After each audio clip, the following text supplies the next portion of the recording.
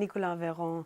In December, the single resolution mechanism was approved by European Council, but there's been lots of opposition from Parliament about its complexity. What are your particular reservations about the SRM?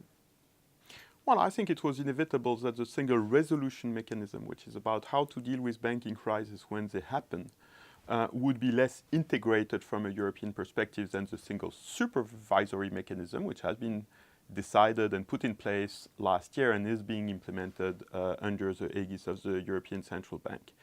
There are at least two reasons for this. One is legal, and that is the fact that there was an article in the treaty, Article 127.6, which provided a very robust legal basis for the integration of supervision at the European level. And there is no equivalent in the treaty for resolution. So there are different legal options. None of them is perfect, but there is not something clear-cut like Article 127.6 to say, well, here is how it works, and we have a basis for it.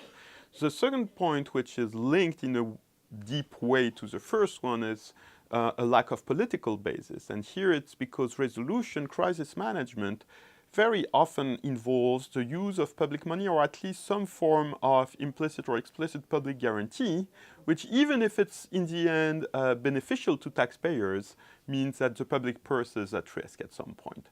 And this is not the case for supervision, which is just about collecting information and making regulatory decisions, at least not that visibly.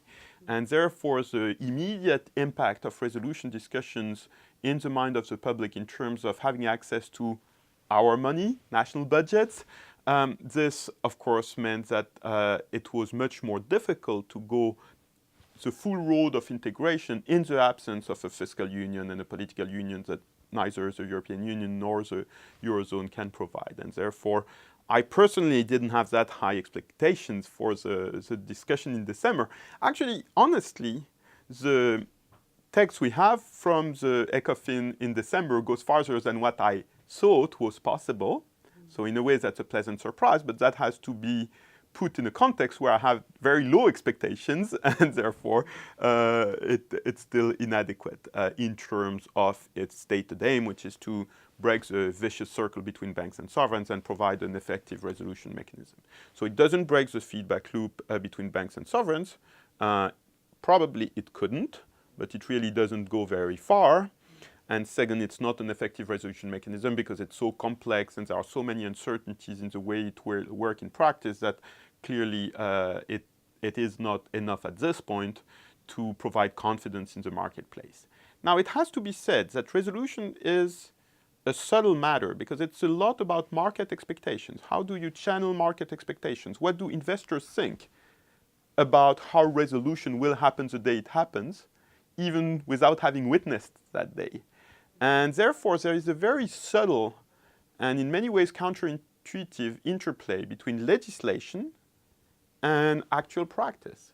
In a way, it's impossible to be entirely consistent over time between what you say you will do in the legislation and what your practice will be, because in the practice you have to provide some guarantees to avoid panic, but you shouldn't say it beforehand in order not to create moral hazard. So the question of time consistency in resolution legislation and practices is actually very subtle, very sensitive, and very frustrating because actually there cannot be complete time consistency. Of course, politicians want to be able to say this is what we decided and here is how it will happen.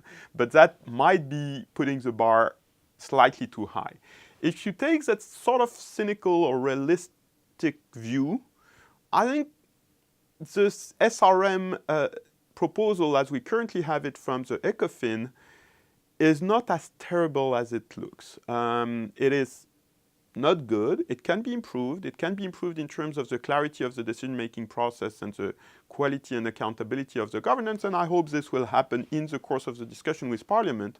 But the fact that the system looks so complex and far from providing what it was supposed to provide, I think has to be accepted. Therefore, I think even in its current frustrating form, this proposal is a step forward towards the ultimate aim of banking union, which in any case cannot happen anytime soon, compared to not having a single resolution mechanism at all.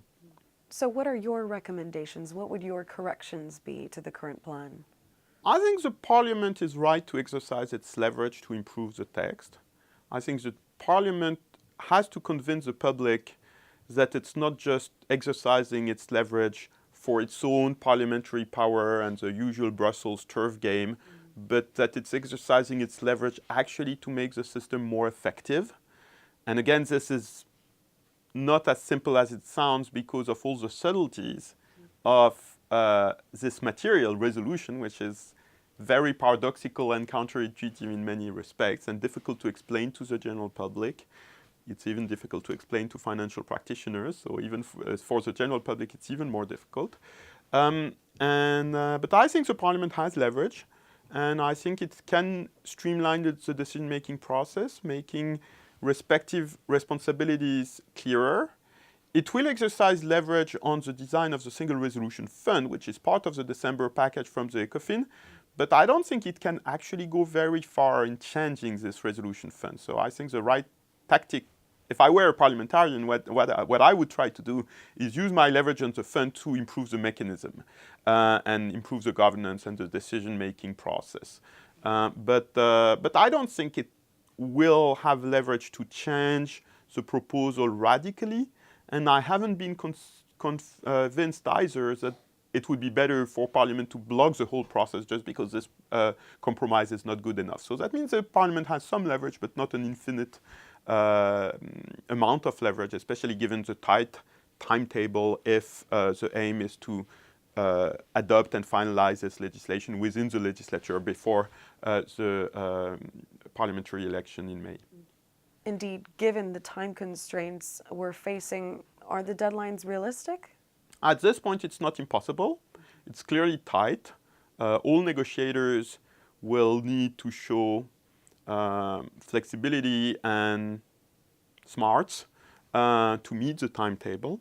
If the timetable is not met, I don't think it's a disaster either, provided, and this is an important, if perhaps arcane condition, that the Bank Recovery and Resolution Directive, which is another piece of legislation, which is about harmonization of national resolution regimes, is passed before the end of this term. I think it's really important to pass the BRRD, this directive, before the end of the spring, because it has a very important market impact for the really important story of this year, which is the asset quality review and comprehensive assessment of banks' balance sheets by the European Central Bank, which is not dependent on the single resolution mechanism legislation, but is dependent on the Bank Recovery and Resolution Directive, if only because it will give a very strong market signal.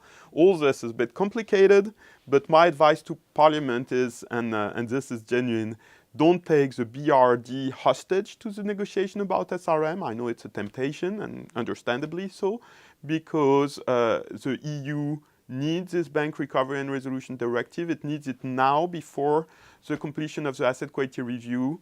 But again, this gives some leeway on the legislation that was a matter of the compromise on December 18, which is the single resolution mechanism.